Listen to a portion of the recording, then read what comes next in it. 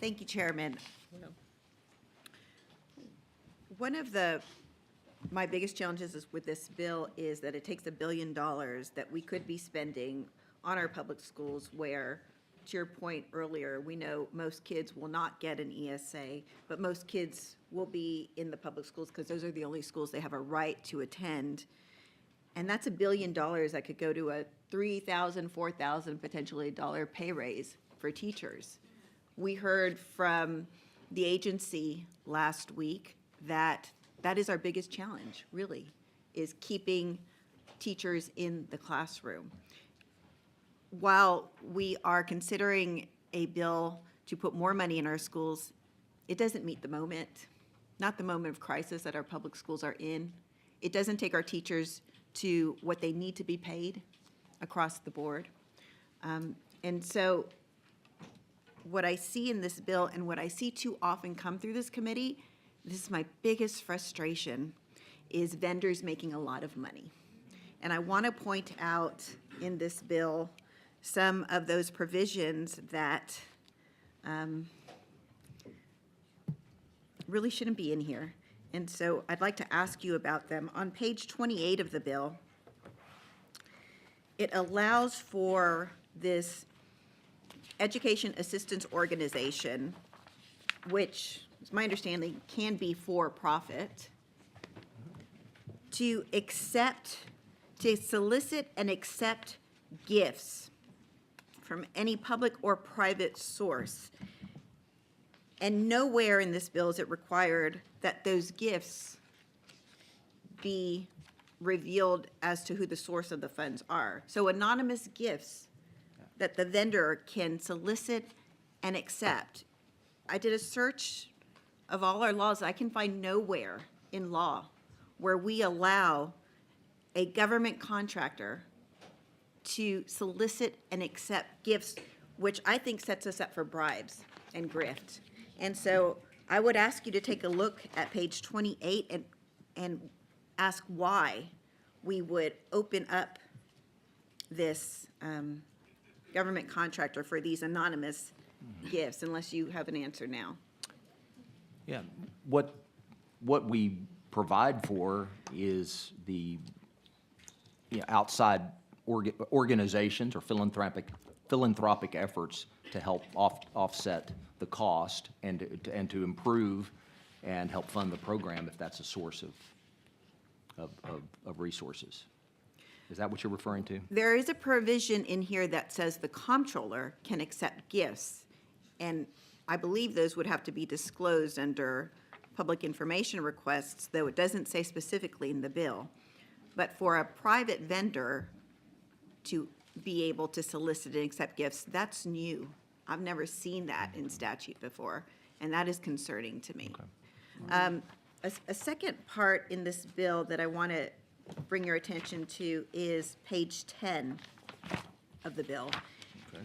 And that lays out pre-approval process for vendors. So for private schools and other vendors. This bill says the comptroller shall approve, and then it goes through like pre-approved vendors and if they've done a background check and on and on. But nowhere here do I see who cannot be approved except for on page 12, language that says the comptroller may approve only an education service provider or vendor of educational products that operates in the state. Operates is vague. I don't really know what that means. And then, and that's C on page 12, line 17. And then also on page 23, the comptroller may not, I'm sorry, at line 23 on page 12, the comptroller may not approve a vendor if the comptroller cannot verify the provider's or vendor's eligibility.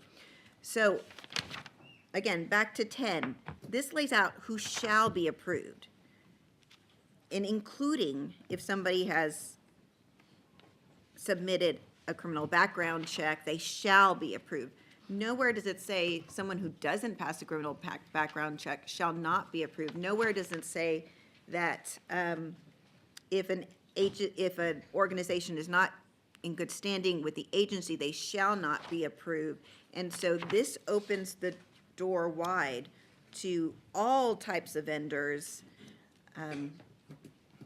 in a system that is, again, set up where you can take anonymous private donations by the comptroller and by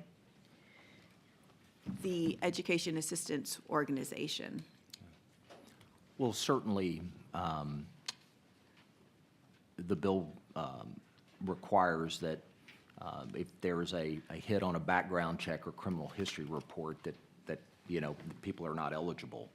I guess I don't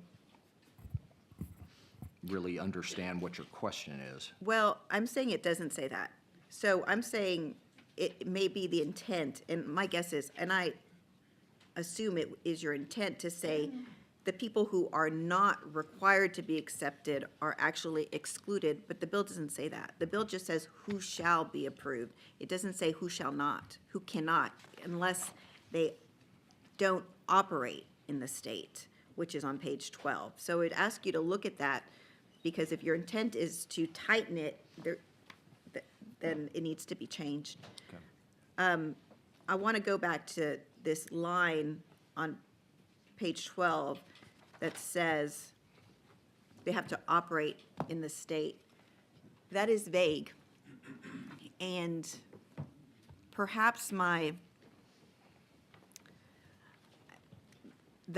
part about this bill that probably gets me the most emotional, actually, is the part about this bill that allows for marketing. Yeah. Because, and let me tell you why. Those of us who are really engaged in our public schools struggle all the time. PTAs, teachers, administrators, school boards, superintendents, we struggle. How do we get out the word of the wonderful things happening in our public schools, in our neighborhood public schools? How do we let people know? It is a constant conversation. We fight about it. Wonderful, magical things are happening in our public schools because of the dedicated people who are part of our school communities. And we don't get state funding to market those things. Right. So it is insult to injury that this bill allows on page 3, section 29.353, promotion of a program, notwithstanding chapter 21.1.3 of the government code, which prohibits the comptroller from marketing, right? So this is, we're doing away with longstanding law that says the comptroller can't market. Notwithstanding that, the comptroller may enter into contracts or agreements and engage in marketing, advertising, and other activities to promote the use of the program. That's not fair. I mean, that's just not fair. And so I would ask that we please not include that part in the bill. And the other thing is, we have currently a comptroller's race going on, and I can see you have, one of your candidates for comptroller, once he's in there, maybe running now for election to governor, being surrounded by beautiful children and having ads about, come join this ESA that we are doing. I just think it's setting us up for something that is not good public policy, not good government, and unfair to our hardworking school communities.